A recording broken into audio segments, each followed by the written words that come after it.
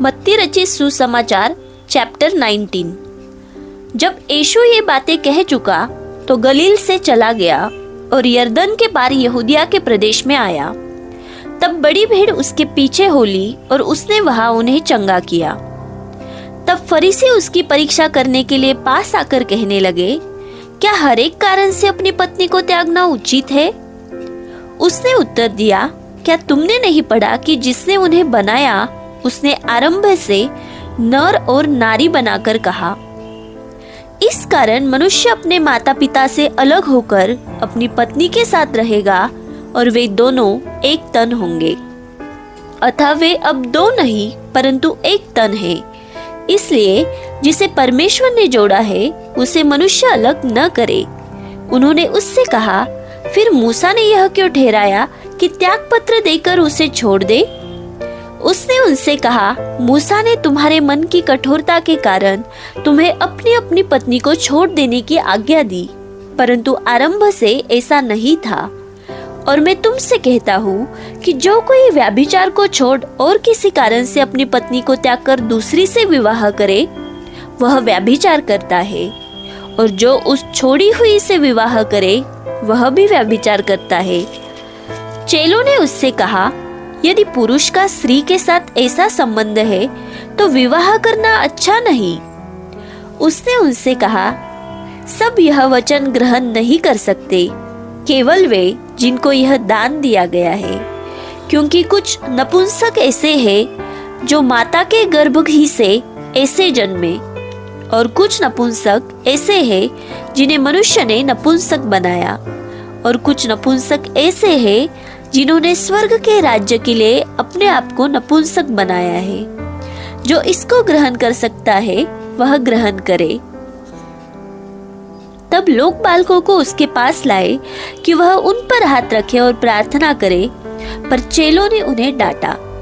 यीशु ने कहा, बालकों को मेरे पास आने दो और उन्हें मना न करो, क्योंकि स्वर्ग का राज्य ऐसो ही का है। और वह उन पर हाथ रखकर वहां से चला गया।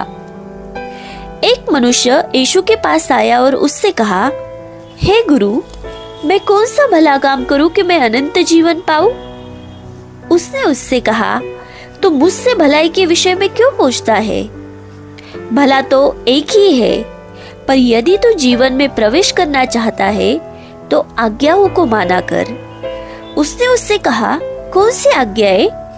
यीशु ने कहा, यह कि हत्या न करना, व्यभिचार न करना, चोरी न करना, झूठी गवाही न देना, अपने पिता और अपनी माता का आदर करना, और अपने पड़ोसी से अपने समान प्रेम रखना। उस जवान ने उससे कहा, इन सबको तो मैंने माना है, अब मुझ में किस बात की घटी है? यीशु ने उससे कहा, यदि तू सिद्ध होना चाहता है तो जा, अपना माल बेचकर कंगालों को दे,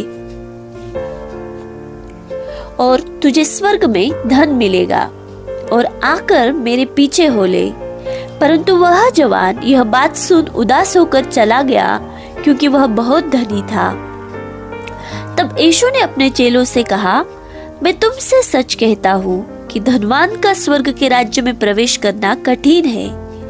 तुमसे फिर कहता हूँ कि परमेश्वर के राज्य में धनवान के प्रवेश करने से ऊंट का सुई के नाक में से निकल जाना सहज है।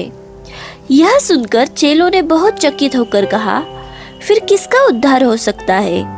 यीशु ने उनकी ओर देखकर कहा, मनुष्य से तो ऐसा नहीं हो सकता, परंतु परमेश्वर से सब कुछ हो सकता है। इस पर पतरस ने उससे कहा, देख, हम तो सब कुछ छोड़ के तेरे पीछे हो लिए हैं, तो हमें क्या मिलेगा?